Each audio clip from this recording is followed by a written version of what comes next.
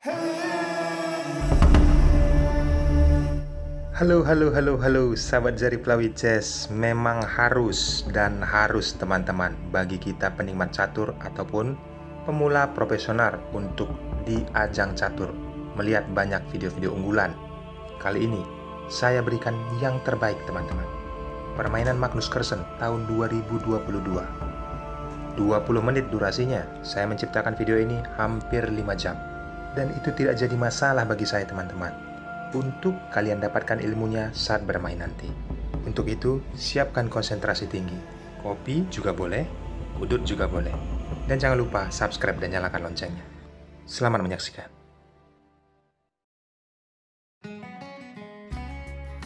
Di sini Magnus Carlsen memegang buah putih. Dia memulai dengan langkah yang aneh, pion F3. Wesley So lawannya sebagai buah hitam merespon pion E5. Semakin aneh teman-teman. Raja ke F2. Magnus Carlsen memperlihatkan Chess 2024 Banter Blitz pada tahun 2022. Bagaimana keseruannya? Ini langkah Bongklot opening. Setelah hitam pion D5, putih pion E3, dan di sini teman-teman, langsung gajah ke C6. Kita harus sabar mempelajari langkah dari kedua pemain setelah gajah ditempatkan ke B5 oleh Magnus Carlsen. Wesley So, kuda ke E7. Magnus Carlsen, pion D4 mengajak pertukaran di lini center, tetapi ada pion A6 dimainkan mengancam gajah, gajah mundur ke A4. Pion pukul pion, dan dibalas dengan pion. Permainan berlanjut. Hitam, kuda ke F5. Mengancam posisi pion yang ada di D4, dilindungi oleh kuda ke E2. Saat hitam menempatkan gajahnya ke D6, terlihat persiapan untuk rokade sayap raja, tetapi sebentar teman-teman. Ada langkah baik yang mungkin bisa direkomendasikan dari komputer. Pion B4 mengancam gajah, gajah mundur ke B3. Di sini gajah mengancam posisi pion, lalu kuda pukul kuda dan terjadi pertukaran. Apa konsekuensi dengan sekak yang dilakukan oleh menteri ke H4? Tutup dengan pion, hitam mendapatkan kuda. Langkah ini mungkin dilanjutkan akan seperti ini teman-teman.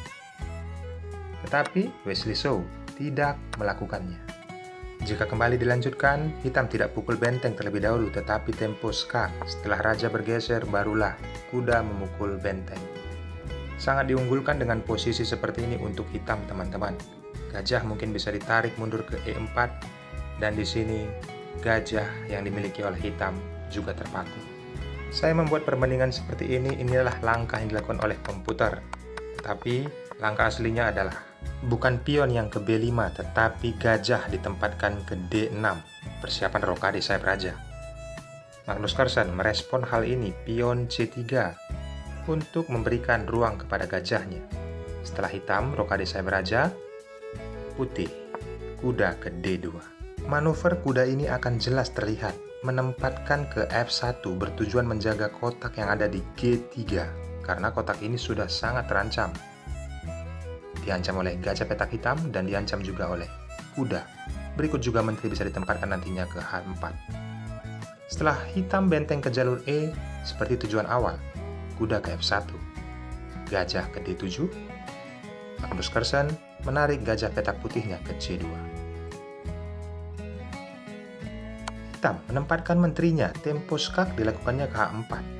Tetapi, jika kita melihat langkah komputer, hal yang direkomendasikannya, sebentar teman-teman, kita berandai. Menteri ke F6. Jika dilanjutkan, pion G3, dan hitam kuda ke A5. Nanti kalian bandingkan dengan langkah aslinya. Di sini hitam berpeluang untuk menempatkan gajah ke B5. Sangat aktif apabila kuda ke C4 untuk berikutnya. Kita kembali. Langkah aslinya langsung hitam tempo skak dan ditutup oleh pion. Balasan dari hitam dengan kondisi seperti ini, penempatan langsung menterinya ke F6.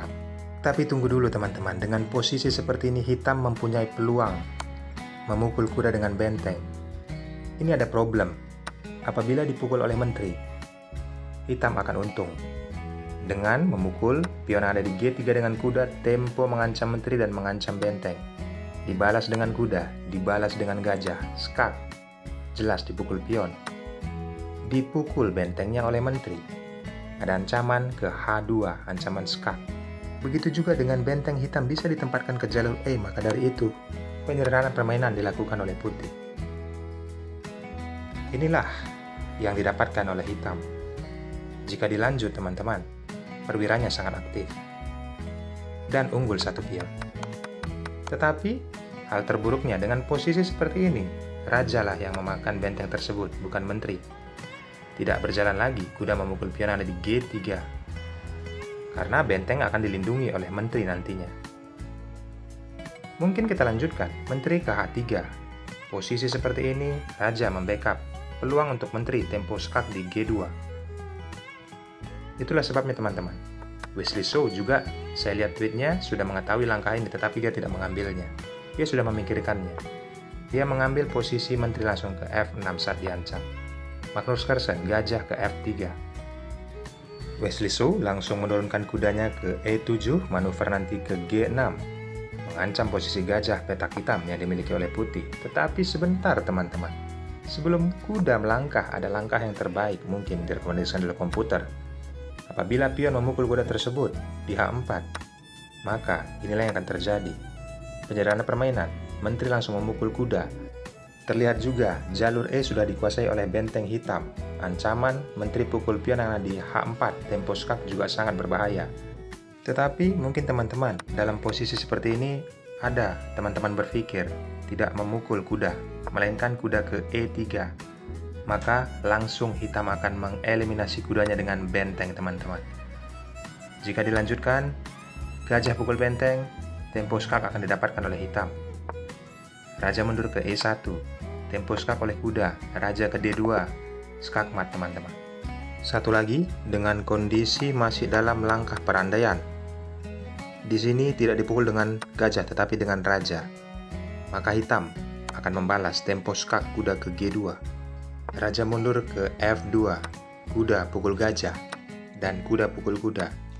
Gajah pukul kuda, pion pukul gajah. Menteri tempo skak ke H4.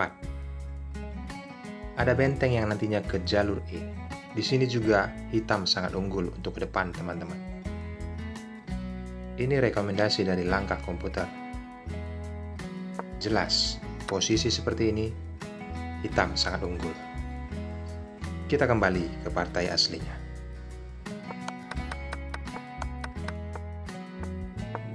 Kuda tidak dimainkan ke H4, tetapi kuda yang ada di jalur C ditempatkan ke E7. Magnus Carlsen langsung pertukaran gajah dengan gajah. Setelah kuda memakannya, dia menaikkan kuda ke E3. Gajah ditempatkan ke F5. Putih merespon, kuda ke F4. Hitam pion C6 dan putih di sini langsung benteng ke E1. Bagaimana keseruannya setelah menteri mengancam pion dan pion langsung maju ke H4? Menteri ditarik kembali ke F6. Putih pukul gajah dengan gajah dan dibalas dengan kuda. Magnus Carlsen penempatan kuda ke G4 mengancam posisi menteri. Menteri ditarik mundur ke D8. Magnus Carlsen menteri ke D3, membiarkan gajah saling menopang. Hitam, menteri ke B6, mengancam pion, pion ke B3. Menteri diajak pertukaran. Magnus Carlsen, pion A4. Di sini, Wesley So tidak melakukan pertukaran menteri, tetapi memukul pion. Kembali benteng mengambil jalur B. Menteri diajak bertukar.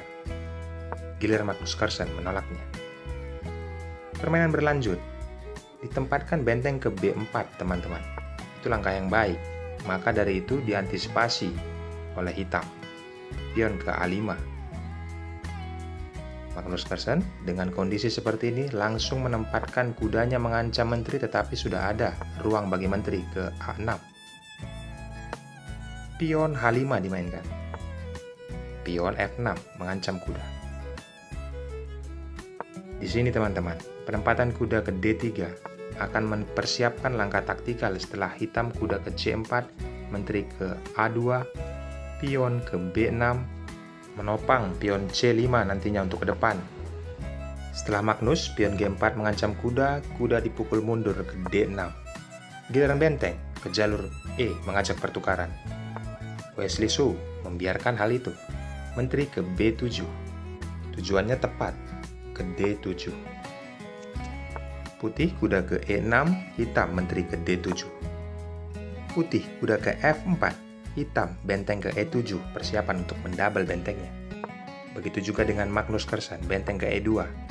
Setelah hitam benteng ke E8, Magnus benteng ke E1. Permainan berlanjut. Manuver kuda yang sangat cantik akan ditempatkan nantinya, mungkin jika memungkinkan, itu ke G5. Putih menteri ke B1 mengambil diagonal. Seperti tujuan utama teman-teman, kuda ke G5. Mengajak pertukaran dan disambut oleh Magnus Carlsen. Setelah pion menyambutnya, kini kuda terancam. Magnus Carlsen dengan kondisi seperti ini langsung memukul benteng dan melakukan penyerahan permainan. Barulah dia menurunkan kudanya ke D3. Hitam benteng ke E6. Putih kuda ke E5 mengancam menteri. Di sini ada problem teman-teman.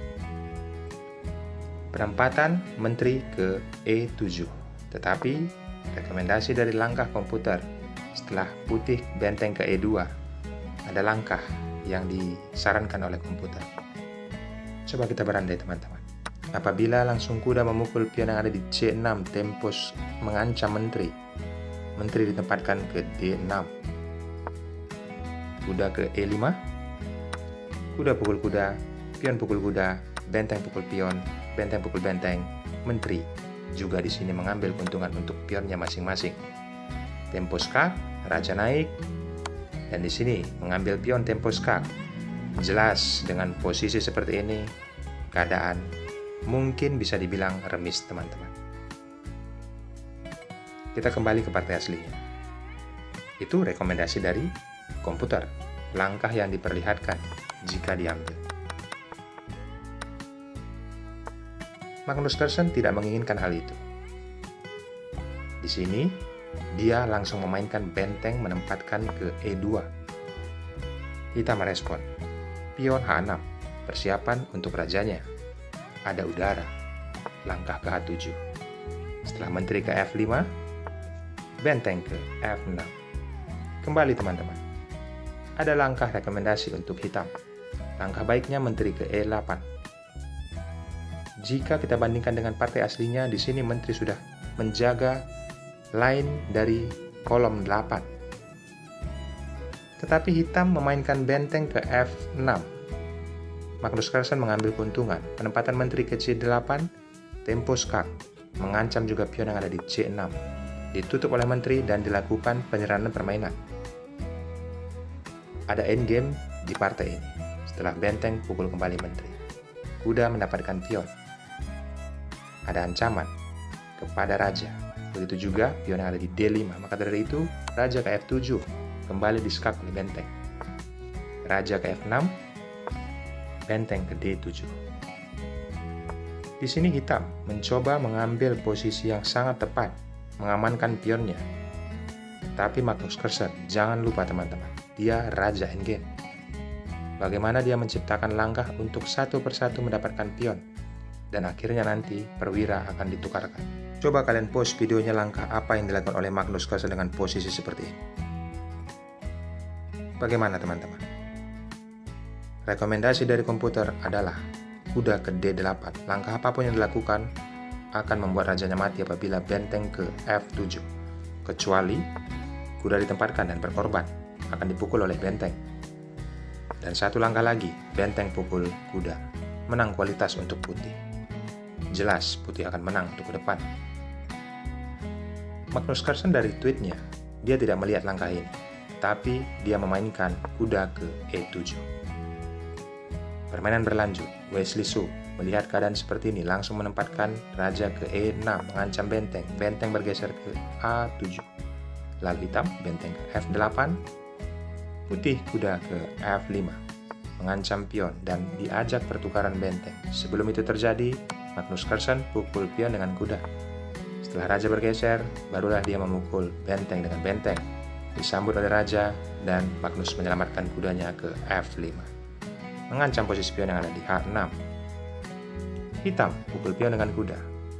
Raja bergeser ke E2. Hitam pukul pion yang ada di A4, putih kembali mengambil pion yang ada di H6. Raja bergeser, raja naik. Dan di sini hitam tempo skak oleh kuda.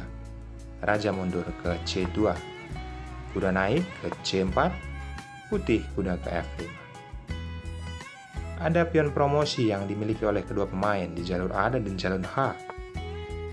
Pion B5, pion H6. Raja ke G6. Dan di sini terjadi pertukaran pion. Setelah kuda tempo skak, raja memakan pion yang ada di H6, kuda memukul pion yang ada di D5. Raja bergeser. Kuda naik ke C7. Manuver kuda ke D6, raja ke B3. Raja ke F6. Kuda tempo skak. Raja ke E6. Kuda kembali ke E3, raja ke D7. Kuda ke G3 akan mengajak pertukaran pion. Setelah raja bergeser, pion diajak bertukar, tetapi pion putih yang duluan memakan. Disambut oleh kuda.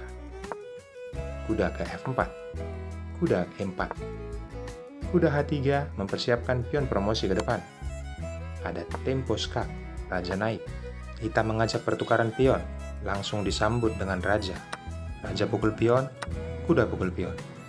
Putih pion G5, dan hitam di sini melakukan langkah. Ada kesempatan untuk mendapatkan remis, tetapi dia menempatkan raja ke D5. Rekomendasi dari komputer teman-teman, dengan posisi seperti ini, kita berandai. Penempatan kuda ke D5. Akan menempatkan ke E7. Apabila pion promosi, jelas teman-teman, akan dihalau dengan kuda. Walaupun putih manuver kuda nantinya ke G4, tetapi sudah terlambat karena raja memukul pion, kuda ke G4, ada kuda ke G8. Posisi seperti ini akan remis teman-teman. Langkah ini tidak diambil Wesley Slow, mungkin karena waktu sudah kritis. Penempatan raja ke D5, Magnus Carlsen pion G6. Hitam kuda ke E4. Magnus Carlsen dengan kondisi seperti ini langsung seolah-olah menukarkan ataupun memberikan gratis kuda, tetapi apabila itu dipukul, pion akan promosi teman-teman. Tidak ada yang bisa menghalangnya kembali. Tapi sebentar teman-teman, sebelum kita melanjutkan, ada rekomendasi dari komputer. Magnus Carlsen memainkan kuda ke F4. Ini langkah komputer. Maka dari itu, peluang untuk raja ke E5 dan E6 sudah tidak bisa. Mungkin raja memukul pion, tetapi ada kuda ke H5. Tidak bisa lagi pion dicegah teman-teman, karena kotak untuk kuda hitam ke F6 sudah dihalau. Kuda akan bertukar, tetapi pion berubah menjadi monster. Putih 100% menang. Seperti yang saya katakan teman-teman, mungkin karena waktu sudah mepet, Magnus Carlsen tidak mendapatkan langkah ini. Akhirnya dia menempatkan kuda ke G5. Hitam merespon, kuda ke F6. Balasan dari putih dengan posisi seperti ini. Kuda ke F3. Raja mengancam kuda. Dan itu dibiarkan teman-teman. Karena apa? Bila dipukul, pion akan promosi salah satu. Jelas terlihat. Maka dari itu, hitam tidak memukul kuda, melainkan raja ke F5. Kuda ke E5. Kembali di sini, raja ke G5. Rekomendasi dari komputer sebenarnya untuk hitam teman-teman. Raja ke E4. Karena apa? Dia bisa menjaga pion yang ada di jalur D. Yaps, kita lanjutkan dengan posisi seperti ini, akan langkah berulang. Langkah sudah ditentukan oleh Wesley So. Tidak ke E4, melainkan ke G5. Magnus Carlsen mengambil keuntungan dengan posisi seperti ini, raja ke B4, dan pertandingan selesai teman-teman. Apa yang bisa diperbuat oleh Wesley So dengan posisi seperti ini? Sudah tidak bisa.